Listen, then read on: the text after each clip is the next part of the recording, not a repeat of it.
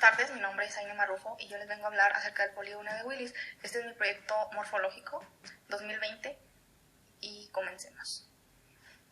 Aquí, como se puede ver, este es el polígono de Willis. El polígono de Willis rodea, como aquí se puede observar, el quiasma óptico y el tracto óptico. Después cruza por los pedúnculos cerebrales del mesencéfalo y termina hasta la unión pontomesencefálica. Ahora sabemos que el encéfalo es un consumidor voraz de glucosa y de oxígeno. Aunque solo pesa el encéfalo el 2% del peso total en adultos, consume del 15 al 17% del gasto cardíaco y hasta el 20% del oxígeno total que tenemos en el cuerpo. Ahora un poquito vamos a ver de histología. Sabemos que en el polígono de Willis son arterias pequeñas. Entonces, como sabemos, tenemos una túnica interna que tiene el endotelio, una túnica media que hay aproximadamente 10 capas de músculo liso y una túnica adventicia que es más bien tejido conectivo. Bueno, esto es acerca del polígono de Willis. Sabemos que el polígono de Willis está en la base del cráneo, en la base donde está el cerebro. Entonces de ahí va a dar ramas colaterales para irrigar y dar nutrición a todo el cerebro. Entonces sabemos que después va a haber capilares. Entonces, como dijimos que la glucosa es como principal fuente de energía, tenemos que nutrir todo el cerebro. Por eso vamos a hablar un poquito de los capilares. Sabemos que los capilares están hechos de una capa de células endoteliales que tienen su lámina basal. Entonces aquí tenemos un pie terminal de la glía, o sea, un pie de un astrocito, otro pie de un astrocito que está en estrecha unión con la lámina basal de nuestra célula endotelial. Esto para que esto se va a formar una barrera hematoencefálica, que es una barrera fisiológica. Entonces lo que va a ocasionar esta barrera fisiológica es que no pasen sustancias grandes, más bien son sustancias pequeñas, por ejemplo oxígeno, dióxido de carbono. Por ejemplo, aquí dijimos que la glucosa es el principal de energía que brinda el cerebro. Entonces la glucosa sí puede pasar, pero sería muy tardado, y como ocupamos mucha glucosa, tenemos que tener un transportador de la glucosa, el cual en las células endoteliales de los capilares se va a llamar GLUT1, 55K. Y estos son otros diferentes tipos de transportadores de glucosa que están en diferentes lados. Ahora tenemos que saber su embriología, porque es importante, porque los arcos faringeos, que sabemos que es entre la cuarta y quinta semana de desarrollo, siempre quieren tener su propio nervio y su propia arteria. Entonces, gracias a eso, nacen los arcos aórticos. Los arcos aórticos, los que más nos interesan para el polígono de Willis, es el arco aórtico 3 y el 4, tanto derecho como izquierdo. ¿Por qué? Porque en el arco aórtico número 3, de ahí nace la carótida común y parte de las arterias carótidas internas. Y en el cuarto arco aórtico, más bien, salen las arterias subclavias, derecha e izquierda. Entonces, ahorita vamos a ver por qué es importante la carótida común y la subclavia. La sangre llega al encéfalo, o sea, a formar el polígono de Willis por medio de las carótidas internas y arteria vertebral. Ahorita vamos a ver cuál es su importancia. Hice esta maqueta como representación del polígono de Willis. Como les acabo de mencionar, en la parte posterior del polígono de Willis es donde viene la arteria vertebral y la parte anterior viene de la carótida interna. Por eso es que se considera que este polígono proviene de estas dos arterias. Entonces aquí se ve que esta es la arteria vertebral y esta es la otra arteria vertebral. Estas dos que están bifurcadas se van a anastomosar para hacer el tronco basilar. Y de este tronco basilar van a salir sus dos ramas terminales, que es la arteria cerebral posterior, que viene siendo esta. Y de aquí se va a anastomosar por medio de la comunicante posterior. Y ahora por medio de la carótida interna, que va a venir, y estas son las dos carótidas internas. De aquí va a tener dos ramas terminales, que va a ser la arteria cerebral media y la arteria cerebral anterior. Y la arteria cerebral anterior son estas dos y se van a comunicar por medio de la arteria comunicante anterior. En la arteria cerebral anterior va a seguir su rumbo, igual que las arterias cerebrales medias y las arterias cerebrales posteriores.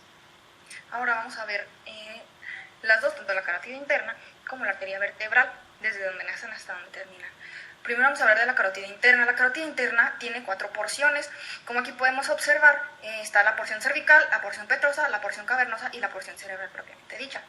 Entonces, Sabemos que la carótida interna nace de la bifurcación de la carótida primitiva a nivel del borde superior del cartílago tiroides. Entonces desde ahí asciende y hasta antes de entrar al hueso temporal se va a llamar región cervical.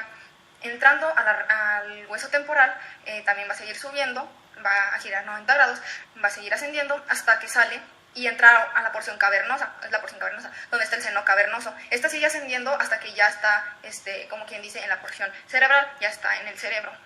Estas son las 4 porciones. Aquí podemos ver la porción cervical, aquí la petrosa, la cavernosa y la cerebral. Y de aquí, como aquí se puede observar, se va a bifurcar, o sea, va a tener 2 terminales. Va a ser la arteria cerebral anterior, que es esta que está aquí, y la arteria cerebral media, que es esta que está acá. Entonces, vemos que A1, que es la arteria cerebral anterior, va a ser desde la bifurcación hasta donde se une con la arteria cerebral, la arteria comunicante anterior, perdón. Ahora vamos a ver, tenemos a la arteria vertebral, que esta es la otra, que es como quien dice la que da la región posterior a nuestro polígono de Willis. Esta también tenemos que saber que son 4 porciones, la porción prevertebral, transversa atlántica e intracraniana. Entonces, aquí tenemos que nuestra arteria vertebral va a ser la primera rama colateral de nuestra arteria subclavia. Aquí tenemos a la arteria subclavia, aquí está la primera colateral, que es la arteria vertebral. Entonces, primero tenemos que saber que tiene 4 porciones. La porción prevertebral quiere decir que va antes de entrar a las vértebras, por eso es prevertebral.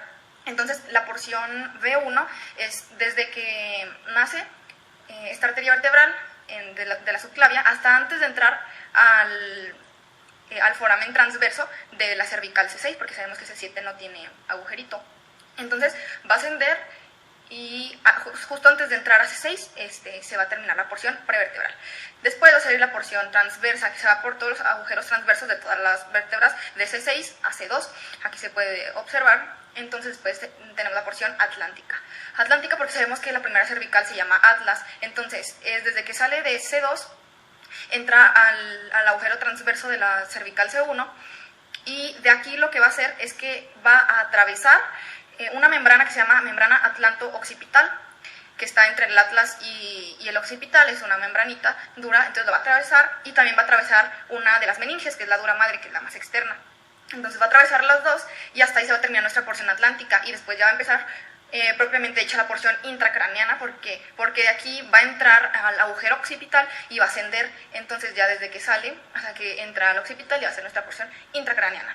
Entonces aquí tenemos la porción V4 que es la intracraniana, derecha e izquierda. Después estas dos se van a anastomosar para hacer la arteria basilar o el tronco basilar, más conocido. Entonces aquí las tenemos a las dos. Aquí se anastomosaron, aquí todo este es el tronco basilar, como ya se los había mencionado antes. De aquí el tronco basilar va a dar 2 ramas terminales, que son las 2 arterias cerebrales posteriores, que estas van a conformar parte del polígono de Willis en su porción posterior del polígono de Willis, que van a ser esta y esta. Tenemos 3 patologías que pues, son como las más comunes, que es un aneurisma, un émbolo cerebral y una malformación arteriovenosa. Tenemos que los tipos de aneurismas pueden ser pequeños o muy grandes. Pequeños, por ejemplo, como este que es de tipo sacular. Los aneurismas son como crecimientos anormales de las arterias desde la luz hacia un extremo. Entonces aquí tenemos el modo sacular y el fusiforme. Esta es una porción como elongada de la arteria. Los aneurismas son la segunda causa más común de sangrado subaracnoideo. Estos aneurismas crecen más bien, bueno, el 85% en la bifurcación de la carótida interna, el 35% entre la arteria comunicante anterior con la arteria cerebral anterior. Entonces, donde hay cambios muy bruscos de dirección es donde los aneurismas más son vistos. Después tenemos un embolismo cerebral, que puede ser, bueno, es una obstrucción. Puede ser ocasionado por un coágulo o un cúmulo de bacterias, puede ser por aire, puede ser como un trombo, que es como el que está aquí, que es de sangre, o por un pedazo de una placa ateromatosa o ateromastosa. Entonces aquí se restringe el flujo sanguíneo y puede provocar, si no se trata, pues provoca una necrosis de una parte del cerebro. Si es oclusivo, para el tratamiento tenemos el uso del TPA entre las primeras 3 y 4 horas y media del inicio de los síntomas o en las primeras 8 horas pues quitarlo quirúrgicamente.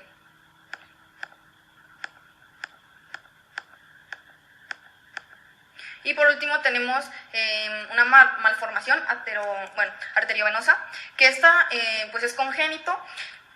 Pues conforme va creciendo el paciente, pues también le va a crecer esta malformación, entonces va a crecer, puede cambiar su configuración y producir déficits. Lo más probable es que pues si estalla, pues haya una hemorragia pues masiva, y esto también se caracteriza por convulsiones, y esto es observado en pacientes de entre 15 y 20 años. Y esto sería todo, gracias.